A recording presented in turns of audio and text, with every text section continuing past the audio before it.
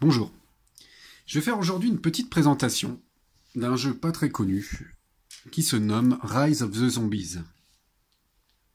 Alors, la dernière fois que j'ai fait une vidéo, c'était sur After the Virus, qui est aussi un jeu de zombies, qui est aussi un jeu de cartes, et qui a une similitude avec Rise of the Zombies, c'est que c'est un jeu très très très compliqué à battre.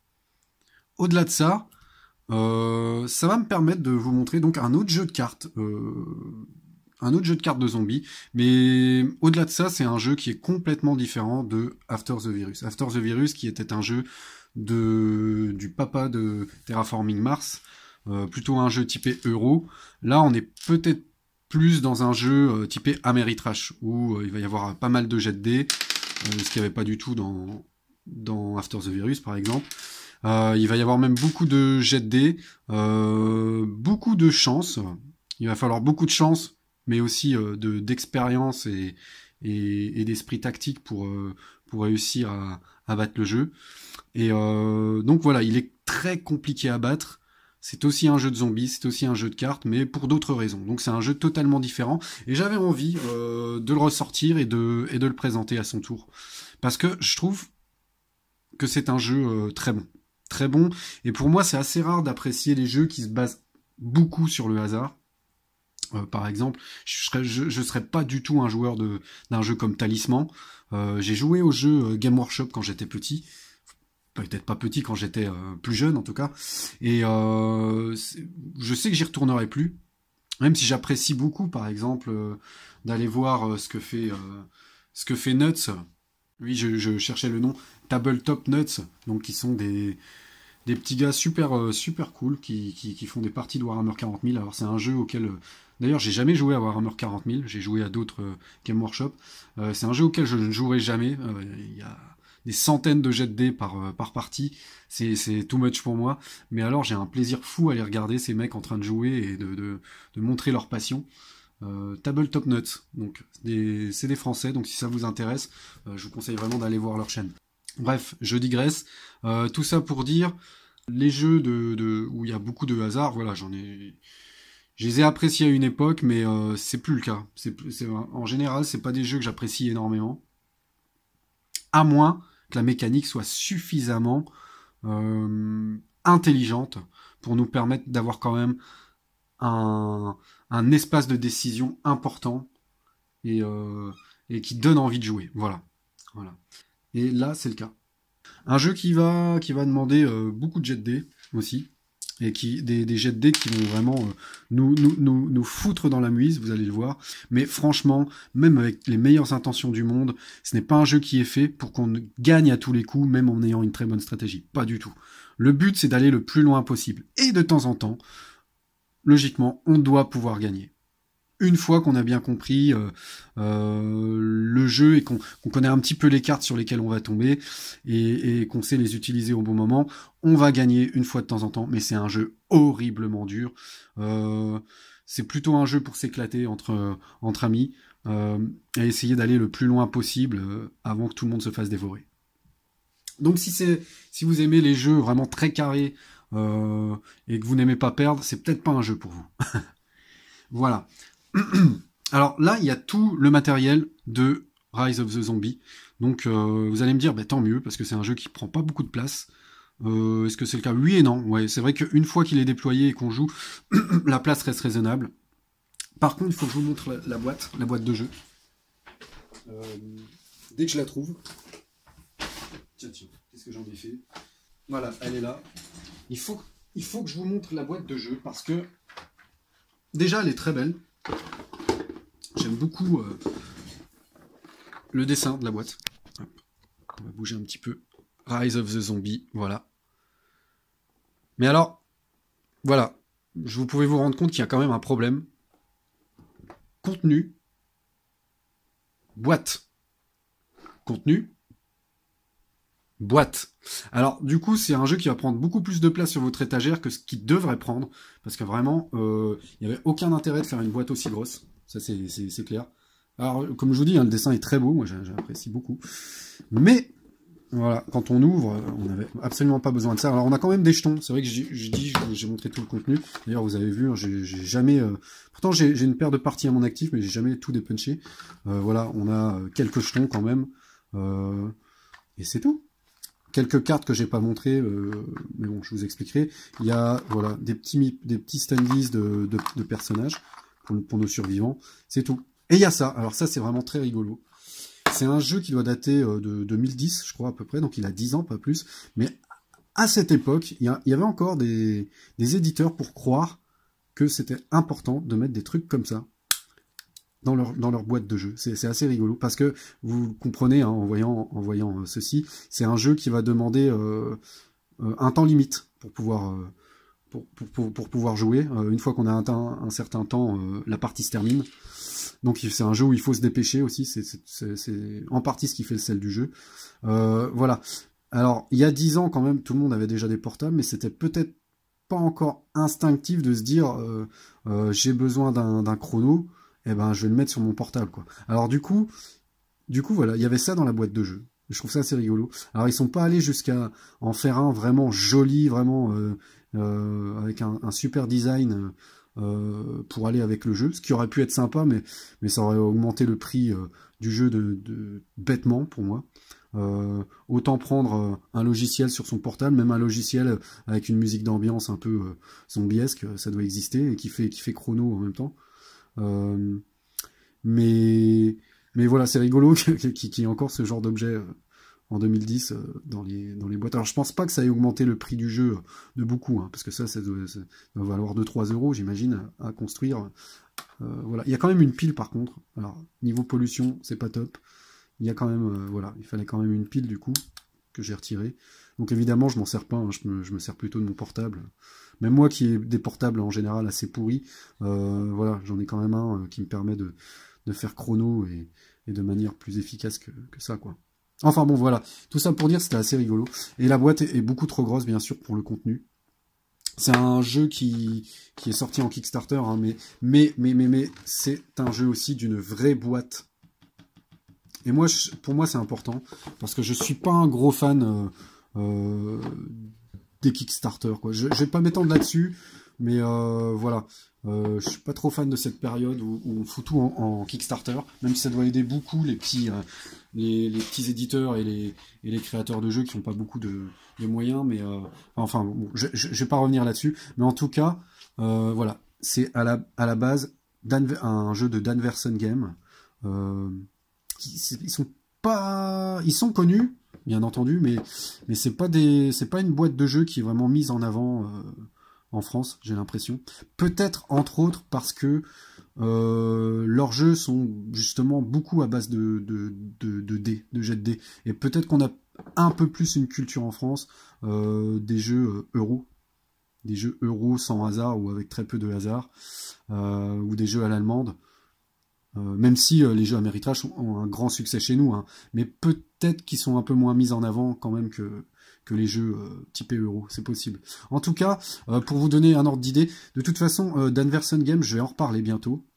Parce que pour faire un petit peu, compléter un petit peu ce que j'ai fait jusque-là, c'est-à-dire que j'ai présenté donc un jeu de cartes de zombies, très bien, After the Virus. J'ai présenté aussi Heroes of Blackreach, donc un jeu d'escouade, un jeu d'escouade autour de l'univers de Warhammer 40 000. Pour aller un petit peu dans le même sens, je pense que ma 4e présentation de jeu se fera sur un autre jeu DVG qui est un jeu d'escouade aussi. Donc voilà, j'aurais un peu bouclé la boucle en montrant des choses qui sont relativement liées, en montrant des jeux qui sont relativement liés. Donc je vais reparler de Danverson Games. Ça c'est sûr, j'en reparlerai un petit peu plus longuement parce que je les trouve très intéressants et voilà, je pense que je présenterai un petit peu ce qu'ils font, même si j'ai une connaissance très partielle hein, de leur jeu. Effectivement, il y en a tellement et j'en ai fait très peu. Mais pour donner un ordre d'idée, je pense qu'on pourrait les comparer un petit peu, je dis bien un petit peu, à une autre boîte américaine qui est peut-être déjà un peu plus connue par chez nous, qui est Victory Point Games, ou Victory Point Games plutôt. qui ont fait des jeux comme Dawn of the Zeds, justement, qui est considéré comme un des meilleurs jeux de zombies qui soit jamais sorti, qui ont fait des jeux comme Cruel Necessity, qui est un jeu historique pour le coup, dont vous pouvez trouver des parties sur la chaîne d'Etrigan, pour ceux qui connaissent, et pour ceux qui connaissent pas, eh bien, Etrigan, E-T-R-I-G-A-N-E, foncé, c'est un mec super qui m'a certainement donné envie aussi de faire des vidéos, voilà. Et que dire d'autre? Donc voilà, ça me rappelle un petit peu leur jeu, dans le sens où il y a aussi une part de hasard dans les jeux de Victory Point Games. Ce sont aussi des jeux qui se jouent facilement en solo, voire exclusivement en solo. Et chez Danversen Games, c'est un peu la même chose. On a des jeux multi avec des modes solo, et on a aussi des jeux entièrement solo. Ils ont fait toute une série de wargames plutôt simples, avec des règles plutôt simples, mais qui se jouent entièrement en solo, avec un système de campagne. Il y en a un autour d'Alexandre le Grand, il y en a un autour de Napoléon, et c'est des jeux qui sont plutôt connus et plutôt appréciés. Voilà. Donc c'est une boîte où le solo est quand même bien mis en avant. Et je vais revenir à Rise of the Zombies. Rise of the Zombies est un jeu qui se joue quand même plus particulièrement en groupe, je pense, pour s'éclater au maximum, mais qui se joue aussi très bien en solo. Donc moi, ce que je vais faire, c'est présenter les règles, et j'ai l'habitude de présenter 2 parties en général, parce que des fois, ça permet pas, si la partie est un peu confuse, si c'est de ma faute, ou alors parce que pour X raisons la partie s'est pas effectuée comme elle s'effectue normalement, bah c'est bien de faire une deuxième partie pour voir un petit peu, pour se rendre compte un petit peu des différences qu'il peut y avoir, et de mieux comprendre l'aspect général du jeu sur 2 parties plutôt qu'une. Donc je pense que je vais faire 2 parties, et de toute façon c'est pas très grave avec ce jeu. Les parties durent maximum 1 heure, mais en général elles se terminent beaucoup plus vite. C'est même possible de perdre au bout de 5 minutes, donc c'est à peu près sûr que je vais faire au moins 2 parties. Voilà. Et donc c'est un jeu très agréable en solo. Moi je l'apprécie vraiment beaucoup. Maintenant, c'est vrai que de jouer en multi, ça rajoute à l'ambiance, parce que bah, vous allez voir pourquoi. Mais je peux vous dire que ce jeu devient vite un gros bordel, d'autant plus si on est tous en train de réfléchir en même temps, et tous en train d'agir en même temps, et voilà. Qu'est-ce que je peux vous dire d'autre sur le jeu avant de commencer l'explication des règles? Eh bien, pas grand-chose. Vous avez vu, il y a 2 tas d'actions. Quand je ferai mes parties, je laisserai en 2 tas, mais c'est juste parce que je trouve qu'un gros tas, ça m'ennuie un peu. Donc, en gros, il y a 2 decks. Deck de zombies, deck d'action. Des petits standees. Et des cartes de survivants. Alors, voilà. Là, on a des cartes de survivants. Les survivants qu'on va utiliser pendant une partie. Ce jeu se joue jusqu'à 8 joueurs, je crois. Il me semble. 6 joueurs sur, peut-être même jusqu'à 8 joueurs. Il peut se jouer donc avec un seul survivant. Il peut se jouer en solo avec un seul survivant, mais je ne vous le conseille pas du tout. Je trouve que le jeu n'est pas fait pour, tout simplement. Si vous jouez en solo, moi je vous conseille de prendre au moins 2 survivants. Ce sera un petit peu plus de gestion, parce que vous allez voir que ça se joue avec des mains de cartes, pas des decks. C'est-à-dire que c'est pas un jeu de deck building, par exemple. C'est pas un jeu où chaque joueur va avoir son deck devant lui. Non. Là, on a un deck général qui va servir pour tout le monde, mais on va quand même avoir des cartes en main pendant notre tour. Donc c'est plus compliqué à gérer plusieurs survivants en solo, parce que du coup ça demande d'avoir plusieurs jeux de cartes, jeux de main. Mais c'est tellement plus intéressant que de jouer un seul survivant. Moi je vous conseille pas du tout de jouer un seul survivant. Et pour mes parties, je vais même en mettre 3. Parce que c'est vraiment comme ça que j'aime jouer. Alors du coup, je vais ralentir un peu la partie. Parce qu'en plus je vais expliquer le jeu en même temps. Et vous avez vu que le jeu est en anglais. En plus, je vais expliquer le jeu en même temps, donc ce sera compliqué de jouer rapidement et efficacement avec 3 mains différentes. Donc je vais ralentir un peu la partie. Je vais sûrement me mettre plus de temps que ce qui est réellement prévu pour une partie avant le timing final. Voilà.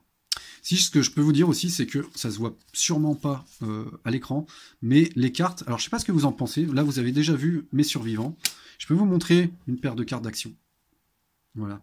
Alors, c'est une autre différence aussi avec After the Virus, même si, voilà, qui est donc un autre jeu de cartes autour de zombies. After the Virus était très coloré, avec un style assez cartoonesque. Alors là, on est dans l'exact contraire, vous avez vu. Aucune couleur, un aspect, enfin, une ambiance assez glauque. On est vraiment dans quelque chose de différent. Alors, je sais pas ce que vous pensez des cartes que je vous montre. Je dirais pas que c'est vraiment ma tasse de thé, le design artistique, mais ça passe plutôt bien pour moi. Par contre, le dos des cartes, je le trouve assez magnifique. Et ce qu'on voit pas, donc ce que j'allais dire au départ, ce qu'on ne voit pas, je pense, sur la vidéo, c'est que les cartes sont d'une extrêmement bonne qualité. Et ça, c'est toujours agréable. Voilà, elles sont très épaisses. On sent qu'elles vont pouvoir durer elles vont rester en l'état sur la durée. Elles sont vraiment voilà, très agréables au toucher et très très solides. Ça, c'est vraiment agréable, quoi. Elles sont vraiment de très très bonne qualité. Donc je vais passer à l'explication des règles. À tout de suite. Rise of the Zombie. Alors ce qu'on doit faire pour commencer une partie, vous allez voir que les règles s'expliquent assez rapidement. C'est pas un jeu très compliqué. Voilà. Ce qu'il faut faire pour commencer une partie, puisque ce n'est pas un jeu qui se joue en scénario comme After the Virus, c'est un jeu où il y a un seul mode de jeu. Ce qui est assez dommage d'ailleurs, parce que je pense que c'est un jeu qui aurait largement mérité une extension. Vraiment, vraiment, vraiment, parce qu'il y avait matière. Il y avait vraiment matière. Là, j'ai fait la mise en place de la partie. Bon, j'abuse un peu, mais on n'en est pas loin. C'est-à-dire qu'on va mettre une carte, tout à gauche, qui s'appelle la Safe House. Voilà, c'est la baraque dans laquelle on va commencer notre aventure. Et puis, au bout de la table, enfin en tout cas le plus loin possible, moi je vais la mettre là, qu'on puisse la voir sur l'écran, on va mettre l'hélicoptère de secours. Et, vous avez déjà dû le comprendre, nous, notre but, ça va être de rejoindre l'hélicoptère. Avant quoi? Avant qu'il ne se sauve. Ça va être un jeu qui se base donc sur un temps donné. Je suis en train de chercher pendant que je parle mon portable, mais... Ah, mais je suis bête, moi. Je suis quelqu'un de très tête en l'air. Hein. Je suis foutu de filmer avec mon portable et de le chercher partout. Voilà, c'est ce que j'étais en train de faire. Oui, évidemment, je vais pas pouvoir utiliser mon portable pour m'en servir comme timer, puisque je suis en train de prendre la vidéo avec. Mais c'est pas grave, je vais trouver un autre moyen. En tout cas, voilà, on a un timer à côté de nous. Pour une partie normale, on met 70... pardon. Oui, c'est ça, oui, 70 minutes. Voilà, c'est le temps d'une partie normale. Après, on peut en baisser un peu pour augmenter la difficulté, mais franchement, je vous le conseille pas. On peut rajouter un petit peu de temps si on veut que le jeu devienne un petit peu plus facile. Voilà. Donc 70 minutes à peu près pour une partie à 3 ou 4 joueurs ou à 3 ou 4 survivants. Et nous, notre but pendant la partie, ça va être de trouver des chemins vers l'hélicoptère. Exactement, il va falloir trouver 7 cartes. 7 cartes à mettre entre nous et l'hélicoptère, qui vont être le centre-ville, qui vont être une école, qui vont être un parc d'attractions, qui vont être ce que vous voulez, qui vont être des cartes, donc thématiquement ça va être des lieux, et il va falloir traverser cet environnement pour arriver jusqu'à l'hélicoptère. Mais vous imaginez bien que ce deck n'est pas là pour rien. À chaque environnement dans lequel on va entrer, on va trouver des zombies. Et quand je dis on va trouver des zombies, franchement, vous allez vous rendre compte que ce jeu est complètement fou. Le nombre de cartes de zombies qu'on va pouvoir trouver dans certains environnements est juste démentiel. À un point où on se dit, quand on arrive, on ne va jamais pouvoir passer, on va crever ici, et on ne va pas avancer plus loin dans la partie. Et souvent c'est le cas. Mais en jouant bien, il y a quand même moyen comment dire, de dresser un petit peu le jeu, de montrer les crocs et d'avancer quand même un petit peu. Alors, les lieux se trouvent dans les decks d'action, dans le deck d'action. Je vous remontre, par exemple, ça c'en est un. Voilà, le terrain de jeu, le playground. Ça, c'est un lieu. On remarque ici, c'est écrit location. Donc, on va en avoir dans la main, avec d'autres choses. Dans notre main, on va avoir des armes, des lieux. Voilà, on va avoir des armes, des lieux. On va aussi avoir des des actions qu'on va pouvoir jouer et défausser automatiquement. On en produit l'effet et on défausse la carte. On va avoir quoi d'autre? On va avoir des compagnons, il n'y en a pas beaucoup. On va avoir des pièges qu'on va pouvoir poser. Et des capacités, comme ça par exemple. Skill, c'est une capacité qu'on va poser et qu'on va garder jusqu'à la fin de la partie, qui vont nous donner une capacité passive. À notre héros. Mais tout ça se trouve dans le même deck. Pour une partie avec 3 survivants, on va avoir 5 personnages au départ. 5 cartes, pardon, au départ, pour chacun de nos personnages. Donc la taille de notre main dépend non seulement du nombre de joueurs, du nombre de survivants en jeu, mais aussi de l'état de santé de nos survivants. Je vous montre, ça c'est des petits jetons pour se souvenir comment on fait. Par exemple, si on a 4 survivants en jeu, s'il y avait eu un 4e survivant, on commençait avec 4 cartes. Chaque survivant commence avec 4 cartes. En jouant à 3 survivants, on commence avec 5 cartes. Voilà. Si on commence avec 8 survivants, donc on peut bien jouer à 8, chacun a 2 cartes. Voilà. Et si on joue avec un seul survivant, on a 8 cartes maximum en main. Le petit logo du dessous, c'est pour rappeler que pour chaque lieu qu'on va mettre en jeu, il y aura plus 2 points à l'infestation. L'infestation, c'est ce qui va nous obliger à mettre des zombies dans le lieu. Vous voyez qu'à 3, il n'y a plus que plus 1. À moins de survivants encore, il y a encore moins d'infestation. Plus on est nombreux et plus on attire des zombies.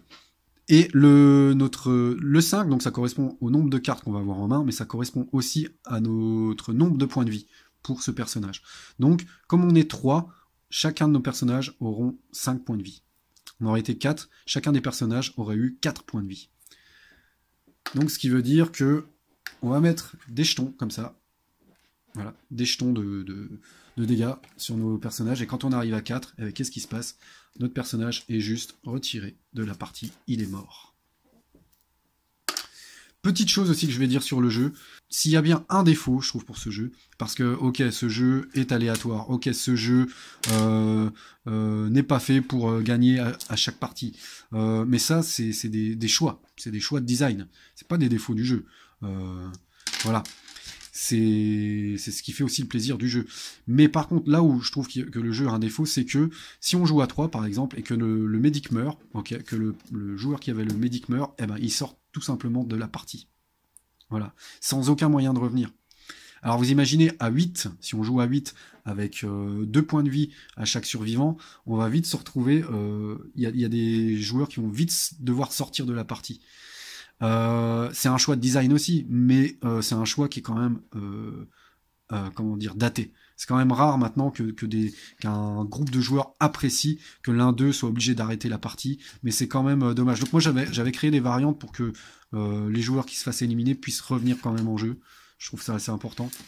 Entre autres, j'ai fait pas mal de variantes pour, lorsqu'un survivant meurt, on puisse faire revenir un autre survivant en jeu, voire qu'on puisse venir le sauver. Si je les retrouve, je pense que je les mettrai. C'est toujours intéressant, je trouve, d'avoir des variantes pour un jeu. Donc, voilà. Après, c'est un jeu qui dure maximum 1 heure. Donc, si on se fait buter, voilà, et qu'il reste 20 minutes de jeu, c'est pas si grave que ça. Mais c'est quand même, voilà, c'est un design assez daté, quoi. Donc, pour revenir aux règles du jeu, qu'est-ce qu'on fait? Donc, on tire 5 cartes chacun du deck d'action, hein. Je le rappelle encore une fois, là il y a deux decks, mais c'est juste parce que moi je préfère ne pas avoir un tas trop gros au cas où je le renverse ou quoi. On ne doit pas montrer nos cartes aux autres survivants, par contre on peut absolument parler de ce qu'on est capable de faire, etc. Je vais faire quand même une vraie mise en place. De toute façon la mise en place est très courte, donc on va pas s'en empêcher. 3, 4, 5, voilà. Donc comme j'ai 3 survivants, donc j'ai 5 points de vie par survivant, donc 5 cartes, pour l'instant. Si ma médic, à un moment ou un autre, se retrouve avec 2 blessures, elle ne pourra plus avoir que 3 cartes maximum en main lorsqu'elle tire ses cartes en début de tour. Par contre, dans ce jeu, si on dépasse notre maximum de points de vie en nombre de cartes, je suis comme ça, j'ai mes 3 cartes parce que j'étais blessé. Il y a un effet qui me permet de tirer 3 cartes.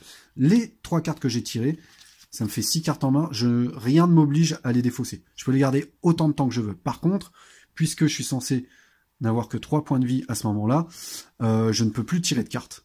À moins qu'un effet me dise de tirer des cartes, je ne peux plus tirer de cartes, à moins que en fin de tour, j'en défausse un certain nombre pour pouvoir en tirer de nouveau. Et c'est très important, vous allez voir, parce que, par exemple, pour se déplacer, je vous ai montré les lieux.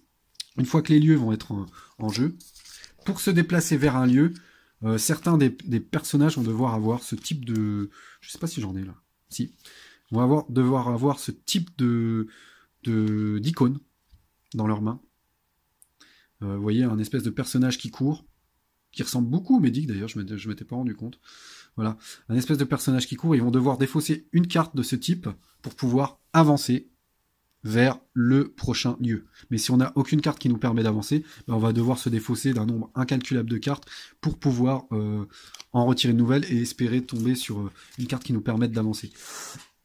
Et c'est pas si grave parce que dans ce jeu, c'est pas forcément une bonne idée d'essayer de garder les cartes pendant plusieurs tours, nos cartes en main pendant plusieurs tours, parce que de toute façon on va en reprendre autant qu'on a de points de vie, logiquement, et le but c'est d'en utiliser un maximum pendant son tour pour pouvoir en récupérer et cycler le deck le plus vite possible. Parce qu'en plus dans le deck d'action, il y a des cartes qu'on veut absolument. Il y a vraiment des cartes très fortes qui vont nous permettre d'avoir plus de chance si on les a en main ou même en jeu.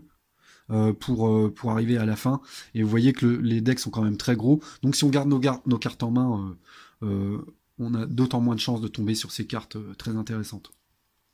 Donc qu'est-ce qu'on fait pendant un tour? C'est que déjà, il n'y a pas de round de jeu, c'est-à-dire que on ne va pas faire, par exemple, le Médic joue en premier, il va jouer telle carte, et puis telle carte, ok, c'est à l'historien de jouer, il décide de jouer telle carte, et puis telle carte. Non, ça ne se passe pas du tout comme ça. Dans Rise of the Zombie, tout le monde joue en même temps son tour. Je vous rappelle qu'en plus, il va y avoir un timing. Et donc, on va tous faire des actions en même temps. On va se parler, on va essayer de communiquer un maximum pour dire moi je fais ça, moi je fais ci, etc. C'est pour ça que moi je vous conseille limite d'aller rechercher encore quelques dés quand vous faites des parties avec beaucoup de monde pour que chacun ait son set de dés devant lui. C'est d'autant plus rigolo parce que l'un va dire tiens moi j'attaque tel zombie et l'autre en face, un autre joueur en face va dire ben moi je l'attaque aussi. Les gens se seront pas entendus, se seront pas compris, se seront pas écoutés, et on se retrouve à attaquer tous le même zombie en même temps, alors que le premier l'aurait tué très facilement, et on perd du coup des actions comme ça, à tous faire les choses en même temps. Voilà, donc ça crée un chaos et une confusion qui est tout à fait voulu, hein, qui est tout à fait voulu par les auteurs. Et ça devient très vite chaotique et on essaye de garder son sang-froid et de faire les choses au mieux pour survivre. Mais le fait qu'on joue tous en même temps est vraiment très rigolo. Du coup, quand est-ce que se termine un tour? Bah, tout simplement quand tous les joueurs ont dit, bah voilà, moi je n'utilise plus de cartes de ma main, mon tour est terminé. Quand tout le monde est d'accord pour dire que son tour est terminé, arrive un tour où on va jouer les zombies. Qu'est-ce qui se passe? Je vais imaginer qu'on a déjà avancé dans un lieu. On fait 3 choses lorsque c'est aux zombies de jouer. Déjà, s'il y a des zombies en jeu, ils vont tous avancer d'une carte vers les joueurs. Ça veut dire que, alors pour bien faire, je vais même mettre 3, voilà. Je vais mettre 3 lieux. Voilà. On imagine qu'on est dans le bus scolaire et qu'il y avait déjà 2 zombies en jeu. Il y en avait un là. Et il y en avait un là. Alors vous voyez... Je trouve que ça quand même sympa, moi, comme design artistique. C'est quand même sympa, malgré tout. Voilà. Alors, on imagine qu'il y avait un zombie ici et un zombie là-bas. J'ai toujours mon portable qui a du mal à faire la focale, hein, je suis désolé. Et première chose qu'on fait, lorsque c'est autour des zombies, c'est qu'on va déplacer les zombies d'une carte vers les joueurs. Donc, dans ce cas-là, voilà, lui, il arrive. Il arrive sur la carte des joueurs. Et lui, il avance d'une case vers le terrain de jeu. Voilà. S'il y avait eu un joueur ici... Ce qui se serait passé dans la même situation, c'est que lui, il n'aurait pas bougé, parce qu'il y avait déjà un survivant sur sa carte, il serait resté là. Lui, par contre, il aurait toujours bougé d'une case vers le prochain, donc vers lui. En général, on est séparé, oui, d'un lieu, voire de 2 lieux, ça peut arriver, mais au-delà de 2 lieux, les personnages qui sont restés derrière, en général, ils n'ont aucune chance de survivre, quoi. Voilà.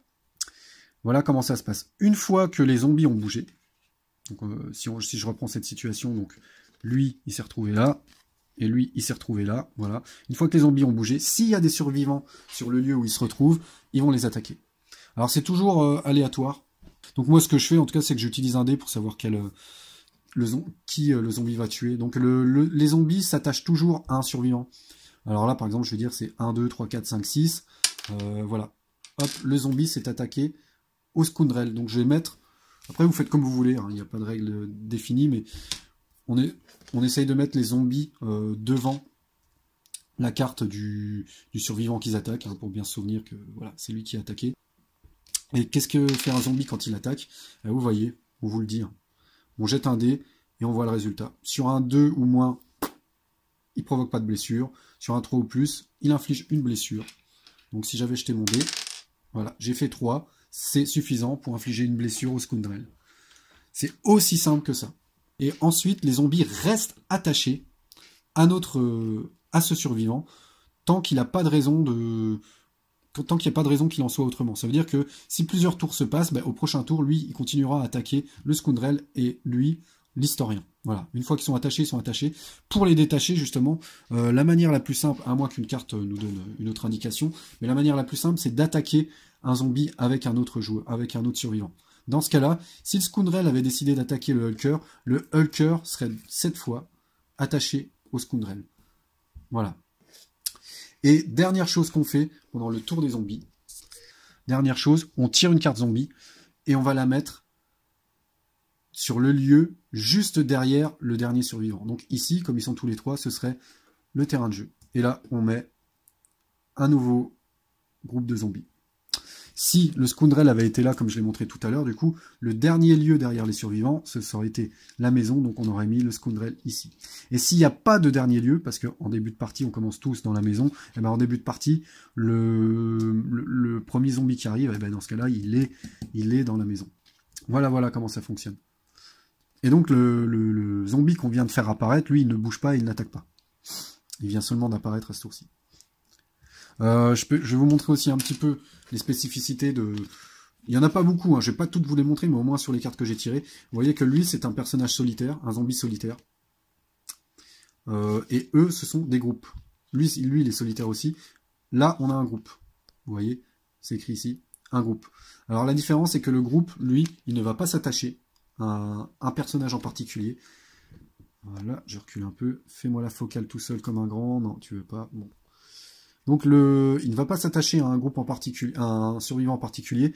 Le groupe, lui, il va attaquer tous les survivants présents dans le lieu. Donc les groupes sont très létals du coup. Qu'est-ce qu'on peut voir aussi sur les cartes de zombies? Bloc.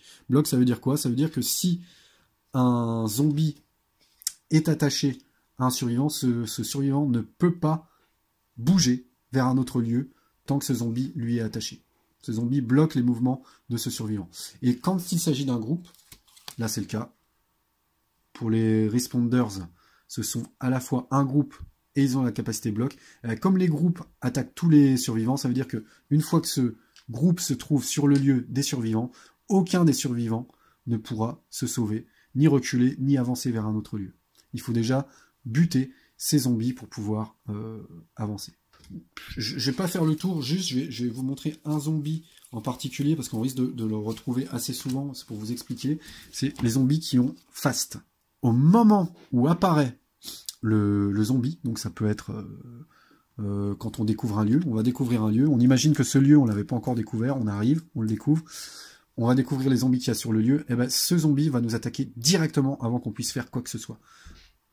Dès le moment où il apparaît. Et il attaquera de nouveau pendant le tour des zombies. Donc ils sont très...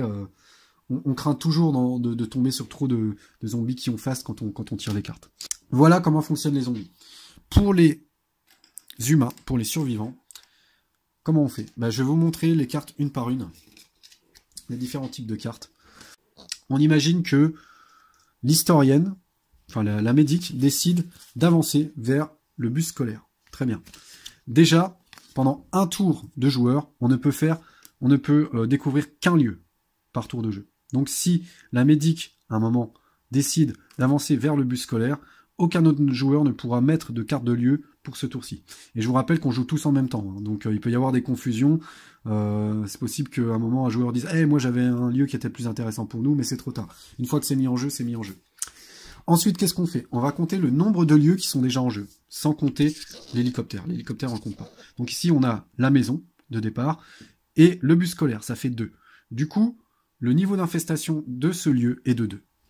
Ça veut dire qu'on va tirer des cartes zombies, jusqu'à ce que, vous voyez, il y a un chiffre en haut à droite, jusqu'à ce que on atteigne le niveau d'infestation du lieu. Donc là, je tire l'ambusher, ça fait 1 de niveau d'infestation, et je tire, voilà, le responder de 3. Voilà, j'ai dépassé le niveau d'infestation, qui était de 2, je le rappelle. Donc je m'arrête là, et je ne tire plus de cartes. Donc ça, c'est les jetons pour se rappeler des spécificités suivant le nombre de survivants. Vous avez vu, avec 3 survivants, on rajoute 1 à l'infestation. Donc ici, ça n'aurait pas été 2, mais 3, le niveau d'infestation. À 4, j'aurais rajouté 2, etc. Voilà. Et en plus, sur certains lieux, même sur beaucoup de lieux, alors là, c'était pas le cas pour le bus scolaire, mais je pourrais vous en montrer un autre, histoire de vous faire frémir de peur, vraiment. Il y a de quoi. Et encore, je suis gentil, là. Je suis tombé sur un lieu plutôt gentil, finalement. Voilà, je vous montre la maison privée. Vous voyez quoi? En bas, c'est écrit plus 3 infestation. Ça veut dire que si je l'avais placé plutôt que le bus, à ce moment-là, ça aurait fait quoi comme niveau d'infestation? Ça aurait fait... Il y avait combien de lieux en jeu? 1, 2. Donc ça aurait fait un niveau d'infestation de 2. Ensuite, il y a plus 3 sur l'infestation quand on pose cette carte. Donc ça aurait fait déjà 2 plus 3, ça aurait fait 5. Ensuite, comme on joue à 3 survivants, j'aurais dû rajouter 1, ça faisait 6 de niveau d'infestation. Vous voyez, on est au tout début du jeu, et si c'était cette carte qui avait été mise en jeu, j'aurais dû encore tirer des cartes. 5, tirer des cartes, 6. Voilà le nombre de zombies qu'il y aura eu dans ce lieu. Et on n'est qu'au début du jeu. Et il y a des cartes qui te font tirer, qui ont un niveau d'infestation encore beaucoup plus grand que celui-là. Ça fait qu'on peut se retrouver à des endroits où on se prend plein de zombies. Alors, avant d'avancer dans ce jeu, il vaut mieux être préparé. Il vaut mieux que nos personnages soient préparés et des armes préparées, ça c'est clair. Vous voyez qu'il y a autre chose sur les cartes de lieu, un petit plus 1 en haut à droite, qui nous dit que chaque fois qu'un survivant arrive sur ce lieu, il va pouvoir quand même tirer une carte d'action et la mettre dans sa main. Donc, comme je l'ai dit au départ, le nombre de cartes dans la main peut dépasser le nombre de points de vie, de points de santé qui nous restent, sans souci. Si on revient plus tard dans le jeu en reculant, on ne tirera pas de nouveau ce nombre de cartes. Alors, qu'est-ce qui se passe pour ceux qui n'ont pas posé la carte? Là, c'est la médic qui avait posé la carte, très bien. Qu'est-ce qui se passe pour les autres? Eh bien, les autres, s'ils veulent suivre, c'est ce que je vous ai dit tout à l'heure. S'ils veulent suivre, il faut qu'ils aient... Alors, je sais plus s'il y en a... Oui, il y en a. Il faut qu'ils aient une carte avec un icône comme ça, avec un icône de personnage qui court. Et si c'est le cas, ils peuvent se défausser de la carte pour venir rejoindre les autres survivants sur la carte, la prochaine carte de lieu. Voilà. S'ils n'ont pas de carte avec ce type d'icône, ils ne peuvent tout simplement pas se déplacer, sortir du lieu où ils se trouvent pour l'instant. Autre chose, on ne peut utiliser qu'une seule carte de lieu par tour. Enfin, qu'une seule carte de déplacement par tour. Maintenant, donc, on a d'autres types de cartes. Évidemment, je vais vous montrer les armes, comment elles fonctionnent. Alors, les armes, hop.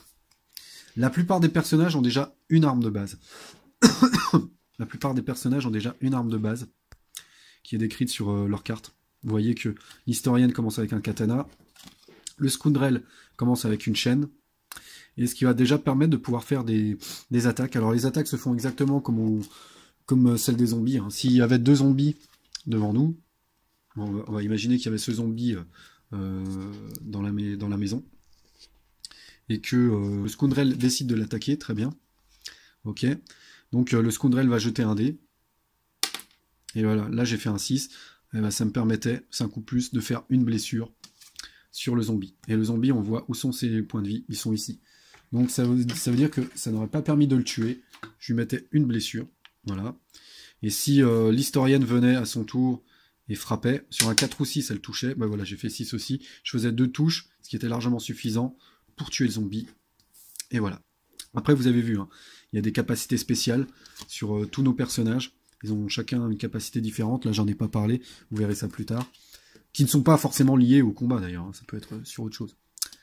Voilà. Et ce qui se passe, c'est que c'est le dernier à avoir infligé des dégâts aux zombies avant qu'ils meurent qui va prendre les points d'expérience. parce qu'il y a de l'expérience dans ce jeu. Et les points d'expérience correspondent au chiffre en haut à droite, celui qui a permis aussi de gérer l'infestation.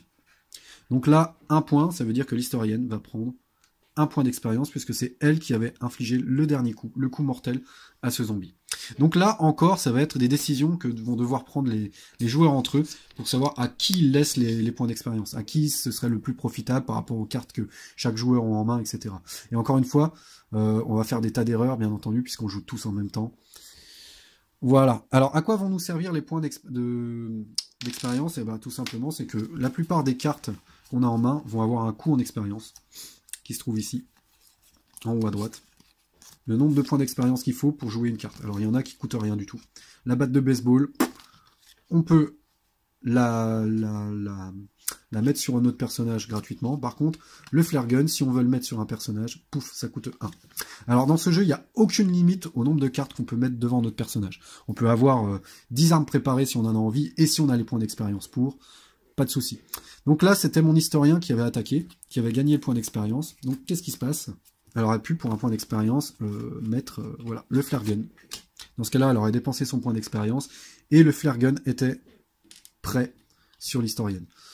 Ça l'empêchait pas, donc, comme je viens d'expliquer, de mettre aussi la batte, si elle a envie, et de mettre la batte de hockey en même temps, le bâton de hockey en même temps.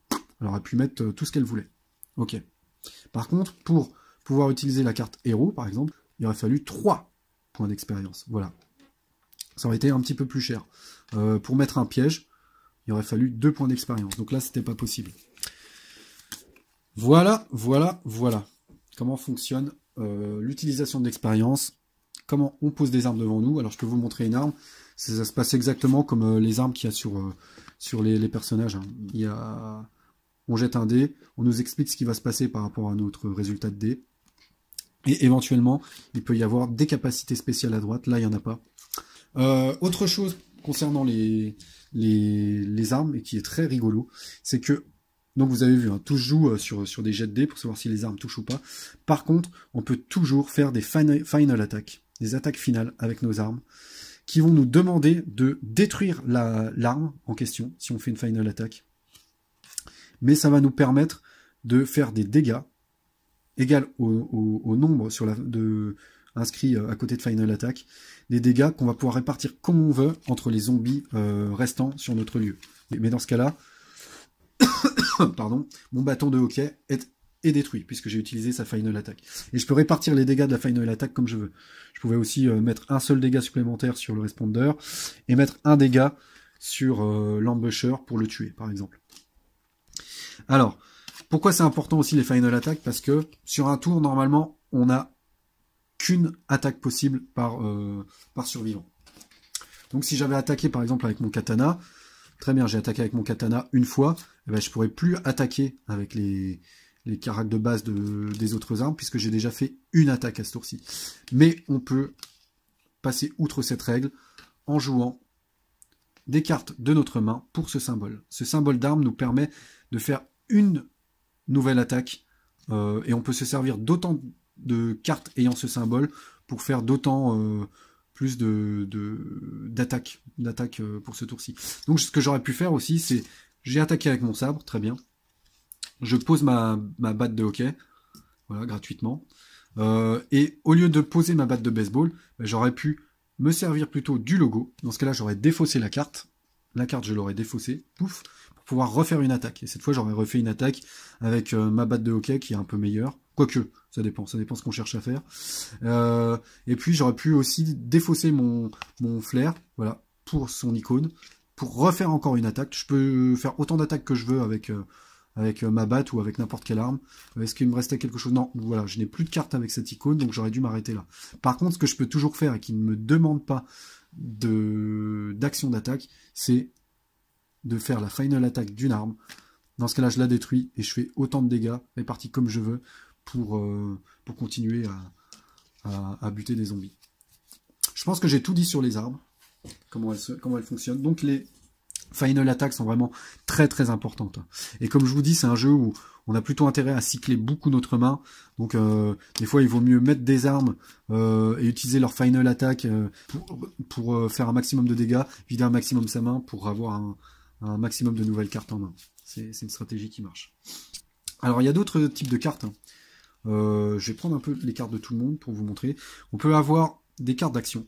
C'est des cartes, on va les jouer à un moment donné, soit pendant notre tour, soit pendant le tour des zombies. On nous explique à chaque fois à quel moment elle doit être utilisée. On produit l'effet et puis on défausse directement cette carte. Qu'est-ce que je vous ai pas montré? Je vous ai montré les lieux. Il y a les items, alors extrêmement important. Les équipements, il y en a. Je vais pas tous vous les montrer parce qu'il y en a plein de sortes. Juste un équipement, ça se pose et ça se pose aussi avec en dépensant des points d'expérience pour la plupart. Et voilà, faut lire le texte et ils vont nous donner quelque chose. Alors là, la gourde, elle va nous permettre de se healer de une blessure et de tirer une carte. Donc je vous ai parlé très rapidement des skills, mais il n'y a pas grand chose à en dire de plus. Les skills coûtent assez cher en général, on les pose et ça donne une amélioration passive à notre personnage. Et donc, ce qui me restait à montrer, voilà, les pièges. Les pièges, ça se pose non pas sur nos personnages, mais sur les lieux. Alors, il y a un certain coup, là c'est un coup de 2, par exemple. Le mur de feu, j'aurais pu foutre le feu à la maison. Voilà, par exemple. Et à chaque fin de tour de joueur, à chaque fois que le tour des joueurs se termine, tous les zombies présents sur ce lieu allaient subir un dégât. Par contre, on ne prend pas les points d'expérience dans ce cas-là, puisque c'est aucun des joueurs qui n'a provoqué le dernier dégât, c'est un effet de carte. Mais en tout cas, tous les zombies dans ce lieu prennent un point de dégâts à la fin du tour des joueurs. Voilà, par exemple. Et il existe d'autres pièges. Voilà. Donc j'ai présenté toutes les cartes. Je pense que j'ai présenté à peu près toutes les règles. Quand est-ce qu'on récupère des cartes? Donc je vous ai dit, là, en début de partie, donc 5 cartes par joueur. Et à la fin de mon tour, je peux défausser autant de cartes que je veux. J'en défausse autant que je veux. Je peux défausser 4 cartes, 5 cartes, 6 cartes si j'en ai envie, pour pouvoir en tirer de nouvelles. Jusqu'à un maximum jusqu'au maximum de mes points de vie. Et si à la fin de mon tour j'ai gardé 8 cartes en main et que j'avais que 3 de santé, tout simplement je tire aucune carte. Tant que je ne me suis pas défaussé de certaines. Dernière chose à dire, on a le droit, entre survivants, de se filer des équipements. Alors il y a deux façons de le faire. Ça on imagine que c'est la main du médic. Voilà. Je décide de filer le pistolet lourd au scoundrel. Très bien. Et dans ce cas-là, ce que je fais, c'est que je lui donne tout simplement la carte. Voilà, je lui donne la carte et il va la mettre dans sa main. C'est aussi simple que ça. On a le droit de se faire autant d'échanges qu'on veut pendant notre tour. Autre façon de le faire, c'est moi, j'avais payé quand même un point d'expérience pour la mettre sur mon personnage. Je peux quand même la remettre dans ma main pour la donner à un autre personnage. Pour la donner à un autre joueur. Dans ce cas-là, l'autre joueur ne la reçoit pas déjà posée. Il devra à son tour payer un point d'expérience pour la poser devant lui. Donc c'est une perte de points d'expérience de faire ça, mais des fois c'est vraiment utile de se filer des armes, mais en gardant en tête que une arme ne peut être utilisée que par un joueur par tour. Donc si je me suis servi plusieurs fois de mon arme pendant mon tour en tant que médic, je peux toujours le donner au scoundrel, mais par contre le scoundrel ne pourra plus s'en servir pour la capacité normale de l'arme, puisqu'elle a déjà servi à un autre joueur. Par contre, elle pourra toujours servir, quel que soit le personnage qui la tient en main, elle pourra toujours servir pour la final attack. Donc les seules choses qu'on peut se donner, ce sont les équipements et les armes. Mais ça va être très important de le faire pendant la partie. Voilà, alors qu'est-ce qu'il me reste à dire? Est-ce qu'il me reste quelque chose à dire d'ailleurs? Je suis pas sûr. Et je pense qu'on va je vais déjà pouvoir montrer un petit peu comment ça fonctionne. À tout de suite.